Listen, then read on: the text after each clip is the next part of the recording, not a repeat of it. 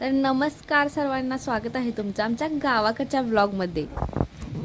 बाहेर पाऊस पडत होता आणि मी नाश्त्याला आज बनवणार होते गरमागरम पोहे। काय सकाळी एकदा नाश्त्याला उपीट तर बनवलेलंच, पण मला आवडतात पोहे, म्हटलं पोहेच बनवून खाऊया। निघालो आम्ही बाहेर आणि भरपूर जणांच्या कमेंट येत होत्या की ताई तुमचं हॉटेल कसं आहे, आम्हाला दाखवा ना। म्हणून आज जाता जाताना हॉटेलचा एक पूर्ण व्हिडिओ बनवून हॉटेल जर पूर्ण पाहायचं असेल तर ते शॉर्ट व्हिडिओमध्ये तर काही नाही बसणार, त्याच्यासाठी मला दुसरा लॉंग व्हिडिओ बनवावा लागेल आणि तो मी यूट्यूब आणि फेसबुकवरती अपलोड करेन। वाटेत ना नृसिंहवाडीची नदी लागली आणि नदीचं पाणी किती फास्ट चढत आहे पहा, आणि मंदिर तर पूर्ण पाण्यात आहे।